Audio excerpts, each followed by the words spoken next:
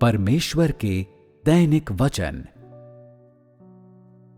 जब सबसे पहले मनुष्य को सामाजिक विज्ञान मिला, तब से मनुष्य का मन विज्ञान और ज्ञान में व्यस्त था। फिर विज्ञान और ज्ञान मानव जाति के शासन के लिए उपकरण बन गए और अब मनुष्य के पास परमेश्वर की आराधना करने के लिए पर्याप्त अवसर नहीं था और परमेश्वर की आराधना के लिए अब और अनुकूल परिस्थितियां नहीं थीं। मनुष्यों के हृदय में परमेश्वर की स्थिति और भी नीचे हो गई थी। मनुष्य के हृदय का संसार, जिसमें परमेश्वर के लिए जगह ना हो, अंधकारमय और आशा रहित है और इसलिए मनुष्य के हृदय और मन को भरने के लिए सामाजिक विज्ञान के सिद्धांत, मानव विकास के सिद्धांत और अन्य कई सिद्धांतों को व्यक्त करने के लिए कई सामाजिक वैज्ञानिक, इतिहासकार और राजनीतिज्ञ उत्पन्न हो गए, जिन्होंने इस सच्चाई की अवहेलना की कि परमेश्वर ने मनुष्य की रचना की। इस तरह जो यह विश्वास करते हैं कि परमेश्वर ने सब कुछ बनाया है, वे बहुत ही कम रह गए और वे जो विकास के सिद्धांत पर विश्वास करते हैं, उनकी संख्या और भी अधिक बढ़ गई। अधिकाधिक लोग पुराने विधान के युग के दौरान परमेश्वर के कार्य के अभिलेखों और उसके वचनों को मिथकों और पौराणिक कथाओं के रूप में मानते हैं। लोग अपने हृदयों में परमेश्वर की गरिमा और महानता के प्रति और इस सिद्धांत के प्रति कि परमेश्वर का अस्तित्व है और सभी चीजों पर प्रभुत्व धारण करता है, उदासीन बन जाते हैं। मानव जाति का अस्तित्व और देशों एवं राष्ट्रों का भाग्य उनके लिए अब और महत्वपूर्ण नहीं रह जाते हैं। मनुष्य केवल खाने पीने और भोग विलासिता की खोज में चिंतित एक खोखले संसार में रहता है।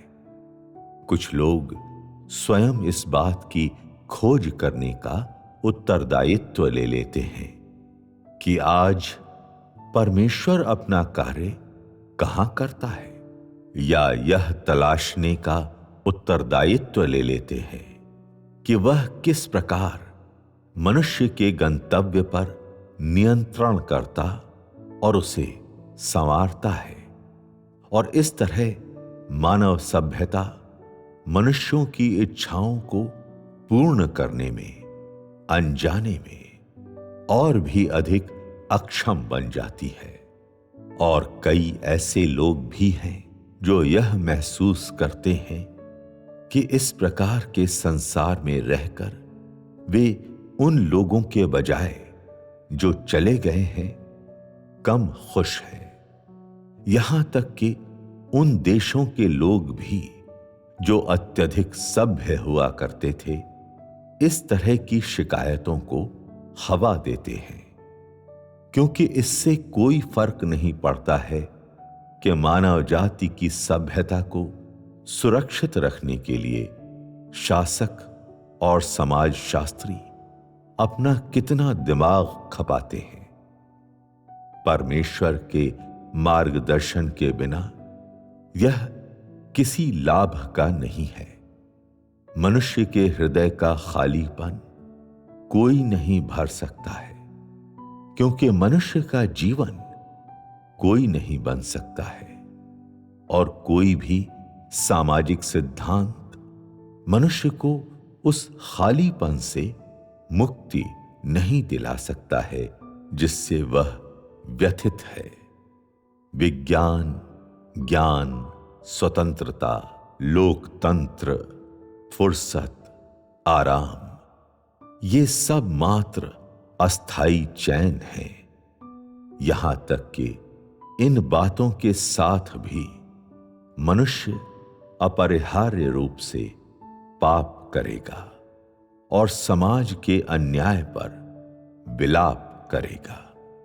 ये वस्तुएं मनुष्य की लालसा और अन्वेषण की इच्छा को शांत नहीं कर सकती है, क्योंकि मनुष्य को परमेश्वर के द्वारा बनाया गया है और मनुष्यों के बेहुदे बलिदान और अन्वेषण केवल और भी अधिक कष्ट की ओर लेकर जा सकते हैं। मनुष्य एक निरंतर भय की स्थिति में रहेगा और नहीं जान सकेगा कि मानव जाति के भविष्य का किस प्रकार से सामना किया जाए या आगे आने वाले मार्ग पर कैसे चला जाए।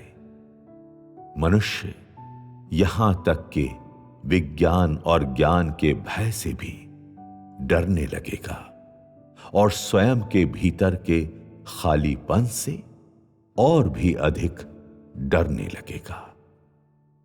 इस संसार में इस बात की परवाह किए बिना कि क्या तुम एक स्वतंत्र देश में या बिना मानव अधिकार वाले देश में रहते हो, तुम मानव जाति के भाग्य से बचकर भागने में सर्वथा अयोग्य हो। चाहे तुम एक शासक हो या शासित, तुम भाग्य, रहस्यों और मानव जाति के गंतव्य की खोज की इच्छा से बचकर भागने में सर्वथा अक्षम हो।